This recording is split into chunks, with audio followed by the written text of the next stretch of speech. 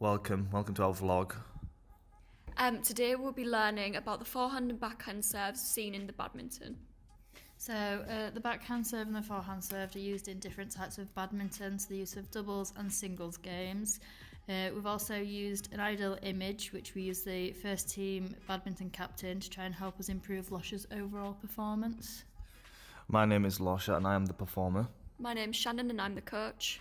My name's Megan and I'm the peer analysis helping Losher. The aim of this video blog is to analyse and help the performance of a backhand and forehand serve used in badminton. In order to analyse the skills performed, each skill will be broken down into different steps via the use of coaching cards.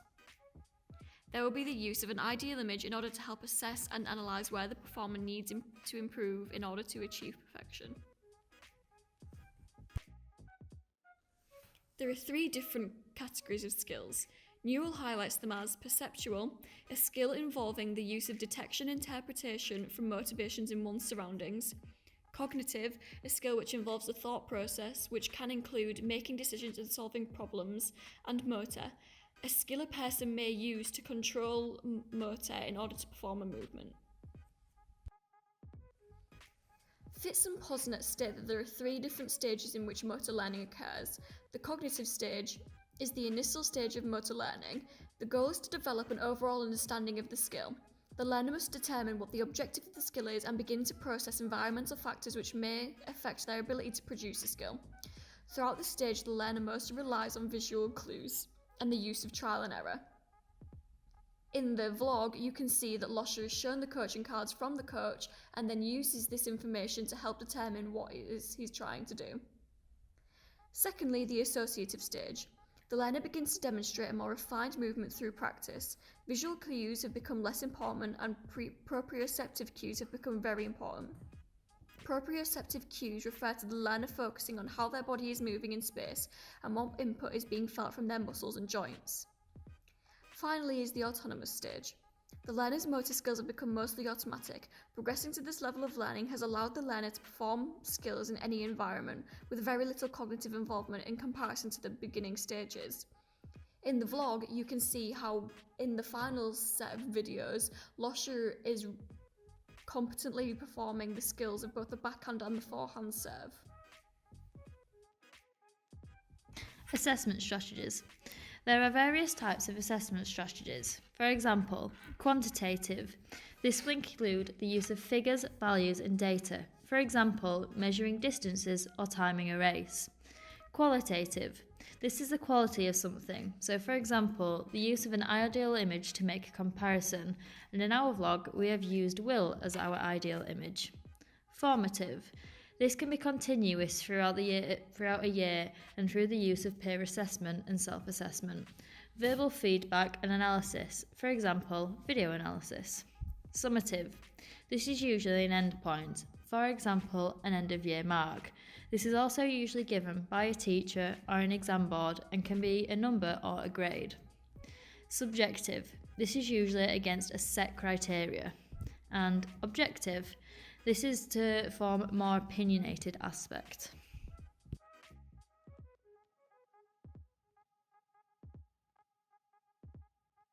Okay, Losher, so for today we're going to be doing the backhand serve as seen in badminton. Now, the first things that you need to pay attention to is that you need to hold your racket in your preferred hand, leading with your most dominant leg and your least dominant leg slightly behind with your feet pointing forwards. This is so that you can lean forwards into your serve. After this, you need to hold your racket high with your elbow pretty much in line with your shoulder so that you have more control and power over what you're doing. From this, you'll place the shuttlecock in front of the racket at about waist level. So I just need to hit the racket at a waist level then, yeah? Yeah. Release the shuttlecock simultaneously whilst flicking the wrist and making contact with it at the waist level again. This should get it to go over the net. And aim just so that it gets on the other side in the side of the court that it was aimed for. Thank you. Yeah, that's how I go. Formative assessment. Formative assessments can provide information and feedback to teachers and learners on current learning qualities in order to facilitate future learning. The use of formative assessments can help to shape further education for the participant. Sadler asserts that formative assessments can be used to help outline the gap between an individual's present performance and their anticipated performance.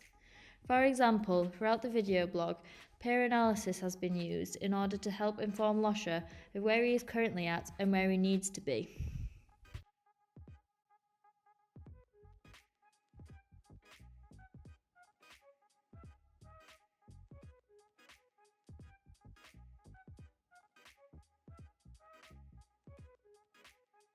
So as you can see on this bit here, Losher's racket hand needs to be slightly more bent, so it needs to be more at a right angle with itself. This is in order to have more control and a little bit more power in aim to get the shuttlecock over the net and into the opposition side.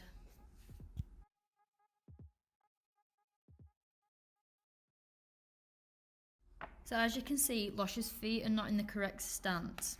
What he needs to do, he needs to stand with his most dominant leg forward, and then with his least dominant leg, he needs to stand with it slightly behind, both feet still pointing forwards. This refers back to the coaching card shown to him previously. In the next series of clips, our ideal performer, will be doing how a backhand serve should be performed.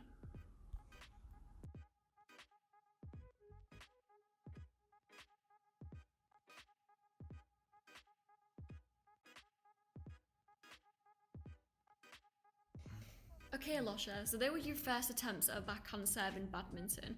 Now, from the teaching points and Megan's peer analysis, there are several things that you didn't achieve. What do you think they are? Well, first of all, I think my stance was not right. I need to be standing with my leading foot, which is my right foot. Right in the corner. And then the racket, I need to hold it in my strongest arm, and obviously my racket was too low, so I need to bring my racket above my waist, and then making contact with the racket in the middle. Remember to keep your elbow up too. Yeah, that's how I go.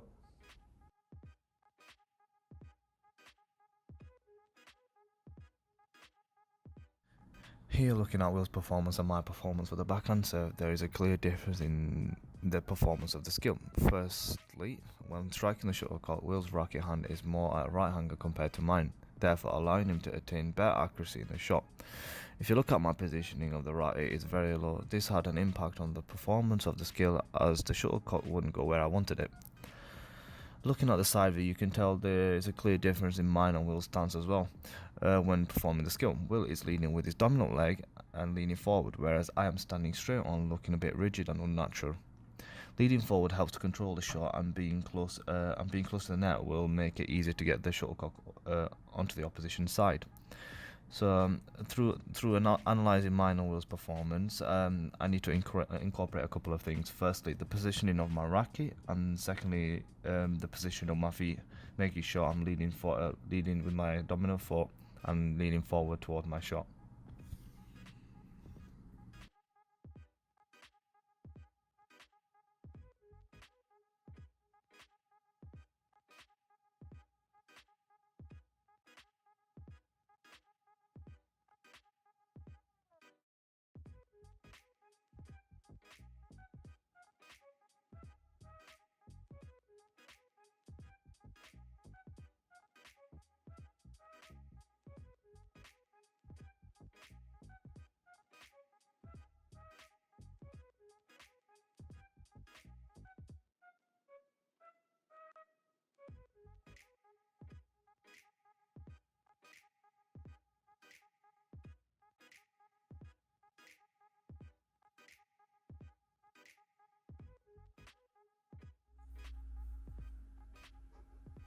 Okay, so now we're going to be looking at the forehand serve.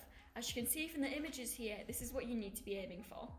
Hold the racket in your preferred hand with your non-racket leg in front, left leg for right-handers and right leg for left-handers. Bring your racket around waist height. From here, you need to release the shuttle from your fingers and swing upwards with the racket facing intended direction that you want it to, allowing your hip and body to follow through the movement. After this, be ready to take in. Ready? Yeah, let's go. Let's give it a try. Just cut a little bit better as I can. So now we're going to look at Losher doing the forehand serve.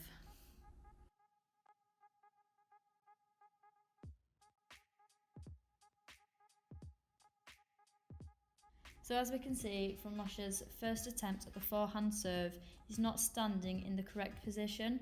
He needs to be stood sideways on with his non-racket foot first and his racket legs leading slightly behind in order to be able to follow through. And then as we can also see, when he's making contact with the shuttle, he's doing it just a bit too late, which is why it's shooting up into the air. He needs to make contact around his waist sort of area.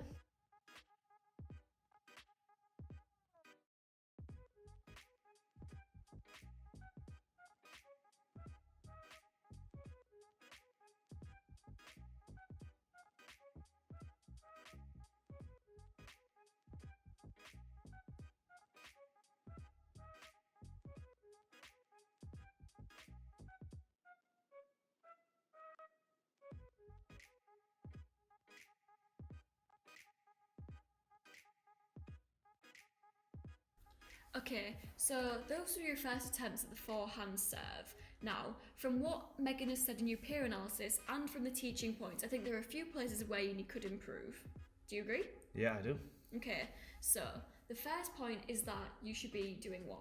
I should be standing with my leading foot, with my dominant foot, and hold the racket in my strongest hand, or opposite hand in this case, and then make sure I follow through, making contact with the shuttlecock at a certain place, like just above my waist, and then making sure my body's straight and I'm not tilted. Like Remember as well to follow through. Yeah, remembering to follow through with my other leg as well.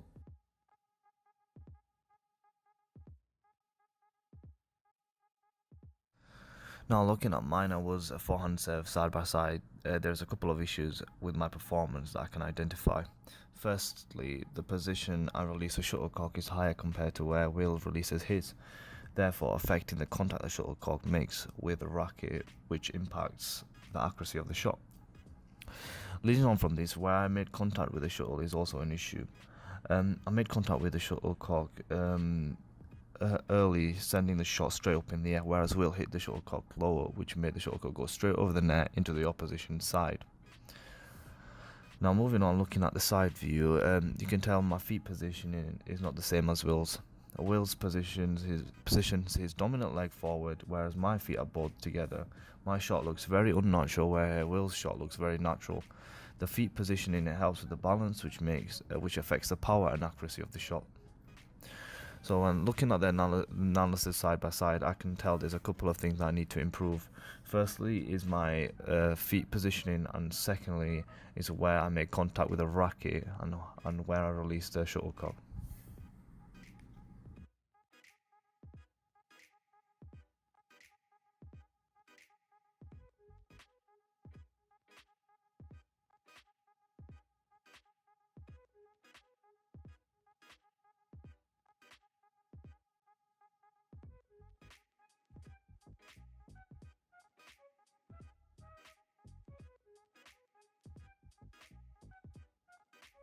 For the last section of the vlog, the Losher, the performer, would be playing the end game of hitting the target again, but this time with the forehand serve.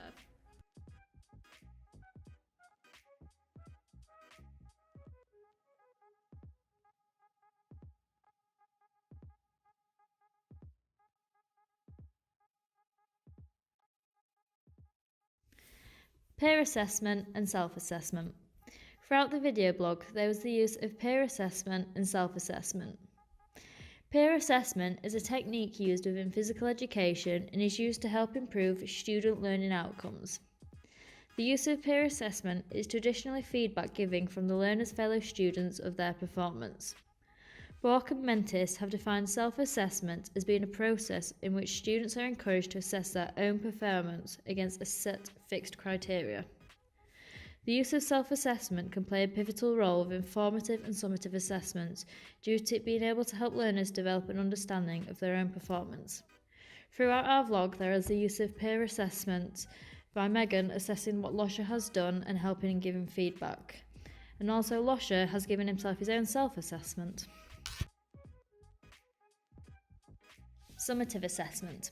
Earl highlights that the use of summative assessments will often take place at the end of a session and term, and then a final grade at the end of the academic year.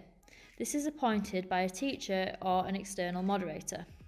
For this vlog, a quantitative assessment strategy has been used in order to give the performer an overall figure, which will indicate their current standard of badminton, specifically the backhand and forehand serve.